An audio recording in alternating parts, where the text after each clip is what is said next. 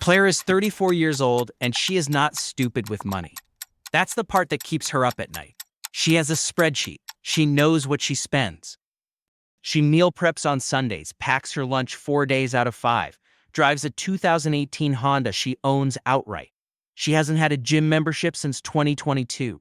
She doesn't take vacations she can't afford. She doesn't own designer anything. By every visible measure, Claire is a responsible adult doing the responsible things. And yet, every single month, something happens. A grocery bill is higher than last month. The electricity bill has some new charge on it. The car insurance renewal came in $40 more than last year. Her landlord raised rent by $180 in March, the second consecutive March she's done that. Claire makes $67,000 a year. In 2019, that felt like enough. She was saving around $600 a month, building something, making progress she could see. In 2026, after rent, after utilities, after groceries, after insurance, after the student loan payment that's been following her since she was 22, she saves $140 a month. On a good month. On a month when nothing unexpected happens. She didn't change her lifestyle. The lifestyle just costs more now. Everything does. Not dramatically. Not all at once. Just steadily, persistently, relentlessly more. In a way that has quietly erased 7 years of financial discipline without her making a single reckless decision. Claire is not a cautionary tale about bad choices. Claire is the cost of living crisis with a face. And the question this video is going to answer, using her story, using the actual numbers, and using a framework that's been quietly transforming financial lives for people who implement it, is what someone in Claire's position actually does now. Not platitudes, not cut back on coffee. The real, structural response to a cost environment that has fundamentally changed and is not changing back. My name is Daniel. Let's get into it. What actually happened to the cost of living? Before we get to the solution, we need to be precise about the problem. Because everything is more expensive is accurate, but not specific enough to produce a useful response. Here is what actually happened to the core cost categories that govern most American household budgets between 2019 and 2026. Housing. The median asking rent in the United States increased by approximately 26% between 2019 and 2024, according to Zillow data. In major metropolitan areas, the increases were significantly larger. Austin saw rents rise over 30% in a 2-year window alone. Phoenix, Nashville, Miami, all experienced sustained rent growth that dramatically outpaced wage growth during the same period. For homeowners, the picture looks different on paper. Those who bought before 2021 are sitting on significant equity. But for the 36% of American households who rent, disproportionately younger adults, lower-income households, and people living in high-cost urban areas, the housing cost increase has been enormous and largely unavoidable. Groceries. Food at home prices increased by approximately 25% between 2020 and 2024, according to Bureau of Labor Statistics data. Eggs, meat, dairy, and fresh produce led those increases. The family that spent $800 per month on groceries in 2020 was spending close to $1,000 for the same basket of food in 2024, without changing what they bought. Insurance. Auto insurance premiums increased by an average of 38% between 2022 and 2024, according to Bankrate data, the largest 2-year increase in recorded history.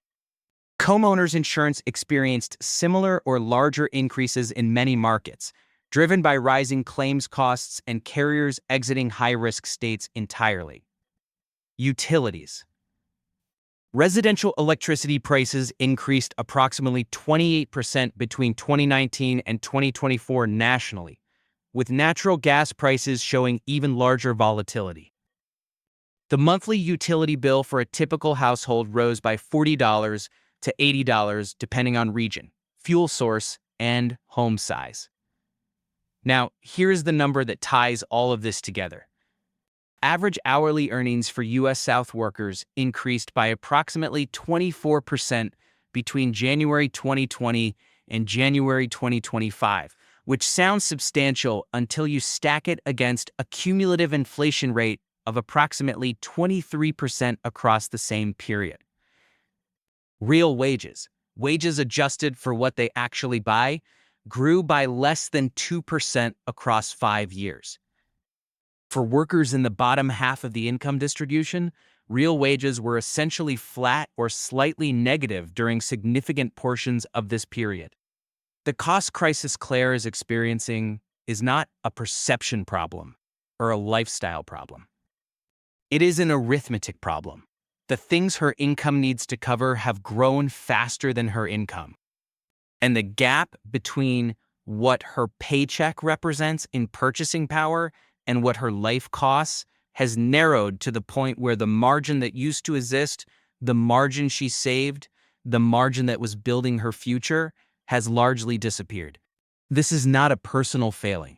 This is the math of the past 5 years, applied to millions of households simultaneously. The response that doesn't work when the financial media covers the cost of living crisis, the response it typically prescribes falls into 2 categories. The first is micro-optimization. Clip coupons, switch to store brands, cancel subscriptions, cook more at home, cut the streaming services. These are real suggestions that produce real savings, but the savings they produce are measured in the tens of dollars per month, and the problem people like Claire are experiencing is measured in the hundreds. Canceling 4 streaming services saves $60 per month. Claire's rent increase alone cost $180 per month. The micro-optimization response is applying a bandage to a budget that needs surgery. The second response is income advice. Get a raise. Start a side hustle. Develop new skills that command higher pay.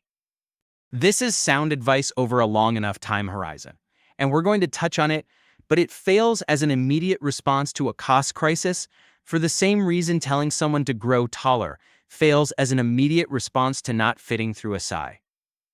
Doorway. The timeline doesn't match the problem. Claire needs a response that operates at the structural level, that addresses the actual architecture of her spending rather than optimizing at the margins of it. That response has a name: financial minimalism. And before you picture a person living in an empty apartment eating rice out of a single bowl, let me be precise about what the term actually means in practice. What financial minimalism actually is. Financial minimalism is not about having less. It's about paying for less overhead. The distinction is critical. The conventional approach to financial life involves accumulating a certain set of commitments: housing, vehicles, subscriptions, memberships, obligations, lifestyle standards, and then generating enough income to cover them. The commitments are treated as roughly fixed, and the income is what needs to change to keep everything working. Financial minimalism inverts this. It treats the commitment structure itself as the variable and asks a different question at the foundation. What is the minimum set of financial commitments that allows me to live well? And what is freed up when everything above that minimum is examined and justified? This is a structural question, not a deprivation question. It does not ask you to suffer or sacrifice meaningful quality of life.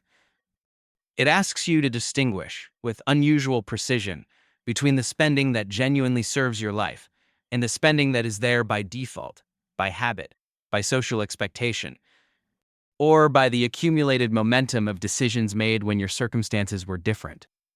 The person who does this work carefully does not end up living a smaller life.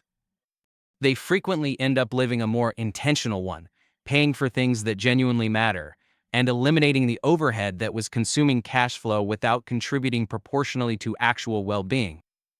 And in a cost environment where the overhead costs of ordinary life have grown significantly faster than incomes, eliminating unnecessary overhead is no longer a lifestyle choice for the financially ambitious. For millions of households, it has become a financial survival strategy. Claire does the audit. Let's go back to Claire, and let's do what financial minimalism actually prescribes as a first step: a complete, honest audit of her financial commitments, not her discretionary spending, her commitments. The things that recur regardless of conscious decision-making. Claire sits down on a Sunday evening with 3 months of bank statements and credit card bills. She is not looking for things to feel guilty about. She is looking for overhead. Here is what she finds.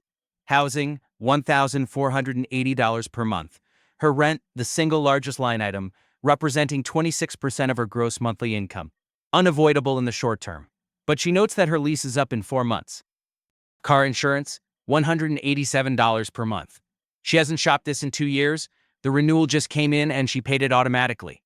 Renter's insurance, $22 per month. Through the same carrier as her car insurance. She hasn't compared rates since she moved in. Phone, $94 per month. Carrier she's been with since college. She gets a new phone through them every 2 years. Internet, $89 per month. Standard plan with her provider. She's never called to negotiate. Streaming subscriptions, $67 per month across 4 services. She uses 2 of them regularly. The other 2 she subscribed to for specific shows and forgot to cancel. Amazon Prime, $15 per month. She orders things on Amazon regularly. This one she uses cloud storage, $10 per month. Her phone filled up 2 years ago, and she subscribed to extra storage. She hasn't cleared it since. Gym, $0. She canceled this one already. Good. Various app subscriptions she had to look up, $34 per month. A meditation app she used for 6 weeks. A news subscription she reads occasionally. A food tracking app she hasn't opened since January.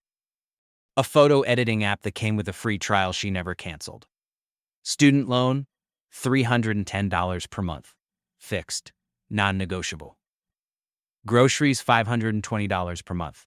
She's proud of this number. She works at it. Transportation beyond car insurance, $180 per month. Gas, occasional parking, minor maintenance reserve. Utilities, $210 per month. Electric and gas averaged across seasons. Personal spending, clothing, household items, personal care, $240 per month. Dining and social, $180 per month. She's kept this intentionally low. Total monthly commitments and regular spending, $3,638 per month. Claire's monthly take-home after taxes, $3,920 per month. Monthly surplus, $282 per month. That $282 is supposed to cover everything unexpected, build her emergency fund, and generate retirement savings beyond what her employer automatically deducts. It doesn't. Something always comes up. Which is why she actually saves $140 on a good month. Now Claire goes through the list with a different question for each item. Not, can I cut this?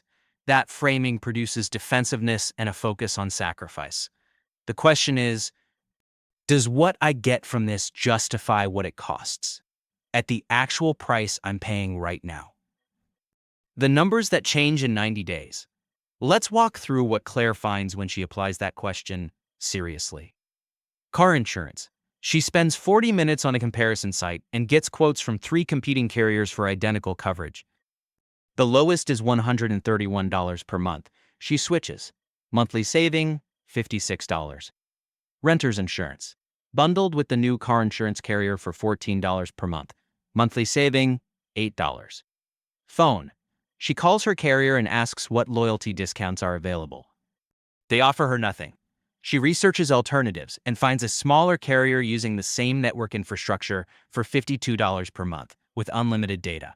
Monthly saving, $42. Internet. She calls her provider and tells them she's considering switching.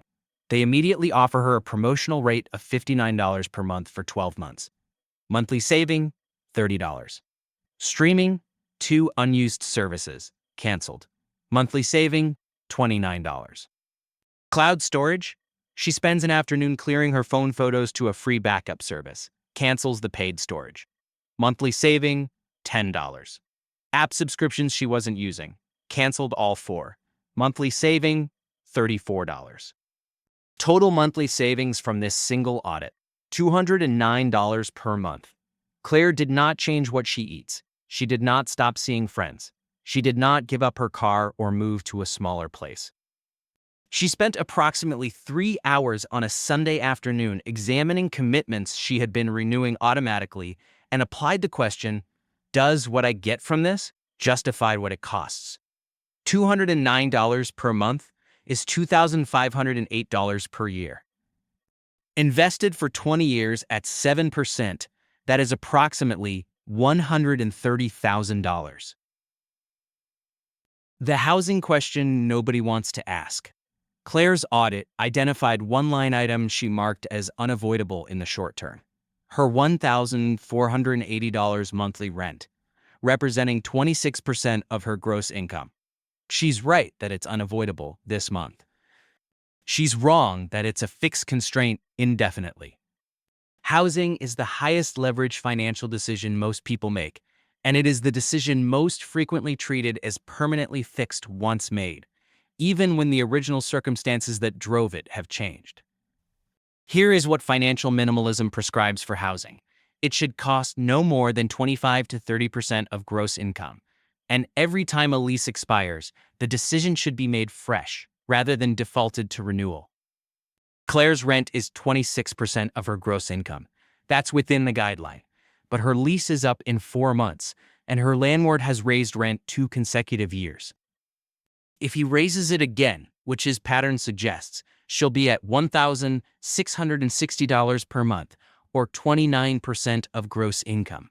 Still technically within the guideline, but leaving even less margin. The financial minimalist question for Claire at lease renewal is not, what can I afford? It is, what is the minimum housing situation that genuinely serves my life? She doesn't need to move to a worse neighborhood or a smaller apartment necessarily. But she should be asking the question with fresh eyes rather than defaulting to renewal. A roommate situation that cuts her housing cost by $400 per month frees up $4,800 per year. A move to a comparable apartment in a slightly less central location that rents for $200 less per month frees up $2,400 per year. Neither of these changes makes her life worse in any meaningful sense.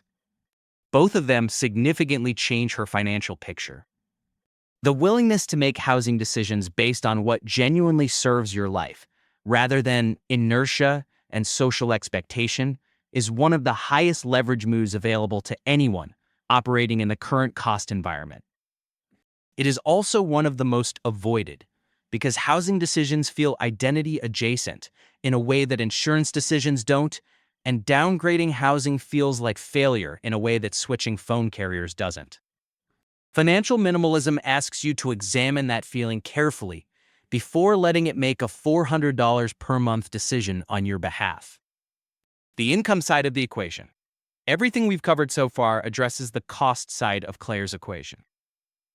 But financial minimalism is not purely about reducing costs. It's about creating margin between income and commitments, and that margin can be widened from either direction.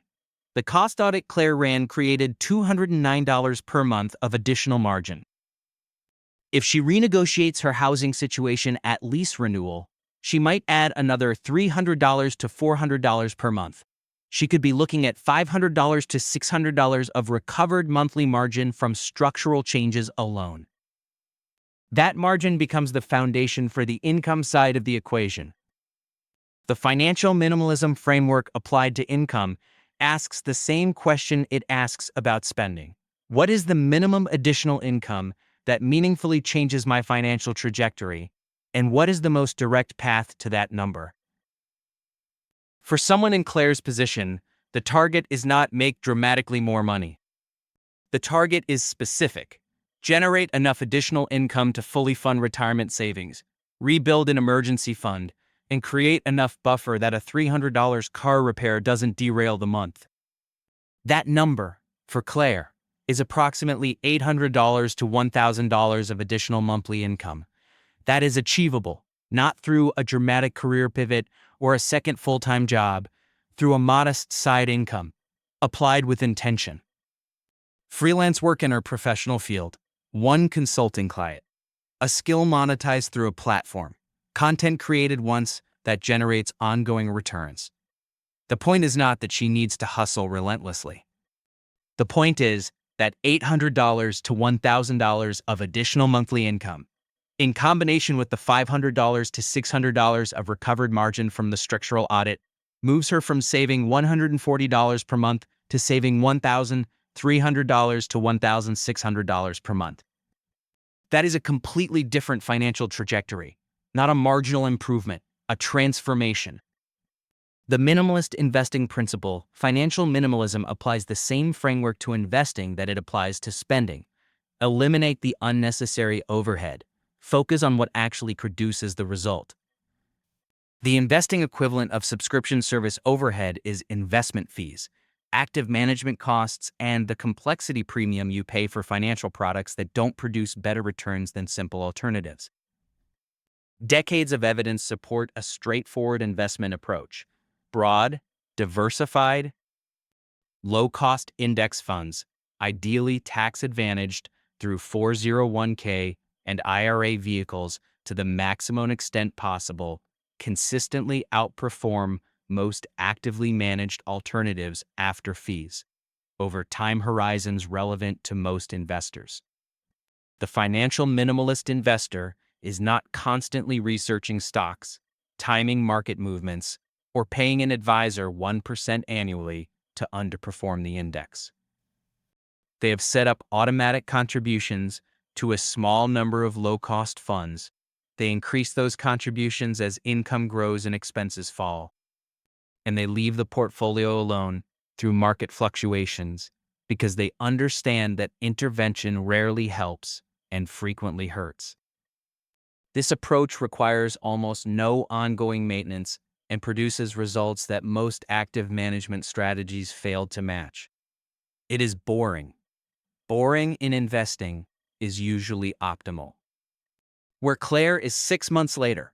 6 months after the Sunday evening audit, Claire's financial picture looks like this. She switched car and renter's insurance, renegotiated her internet, canceled her phone contract and moved to a smaller carrier, eliminated unused subscriptions. Monthly overhead reduction, $209. She had a direct conversation with her landlord at lease renewal. He proposed a $150 increase. She negotiated it to $80, citing 2 years of on-time payments and her intention to sign an 18-month lease. Monthly savings versus his initial proposal, $70. She started taking on occasional freelance project management work for a former colleague's company, 3 to 4 hours per week, averaging $650 per month. Total monthly change from 6 months ago, expense reduction, $209 from audit, $70 from housing negotiation equals $279. Income addition, $650. Total monthly improvement, $929. Claire is now saving $1,069 per month, not $140. She has not changed what she eats. She has not stopped seeing her friends. She has not moved to a worse neighborhood. She drives the same car. She still has 2 streaming services, her phone, her internet. She has not made her life smaller. She has made her financial commitments more intentional, and the margin that intentionality created, combined with a modest additional income stream, has transformed her financial trajectory from barely staying afloat to genuinely building something. The principle that makes this work, financial minimalism, is not a budget. It's not a set of rules about what you're allowed to spend. It's a framework for evaluating financial commitments based on what they actually deliver versus what they cost, and for creating the margin that makes financial progress possible in a cost environment that has made that margin increasingly scarce. The core principle is this: every dollar of committed overhead in your financial life should be there because it passes the question, does what I get from this justify what it costs, at the price I am actually paying right now? And every dollar that doesn't pass that question is available to do something more useful. In a cost environment where the baseline expenses of a normal life have grown significantly faster than incomes for most working adults, that principle is no longer a lifestyle optimization strategy for people who want to retire early. It is the structural response to a structural problem. The cost crisis is real. The income squeeze is real.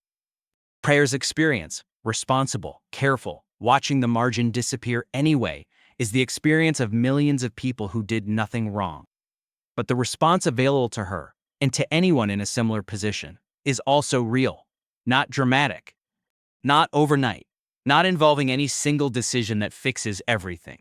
Just a Sunday afternoon with 3 months of bank statements, a question applied honestly to each line, and the willingness to let the answer change things.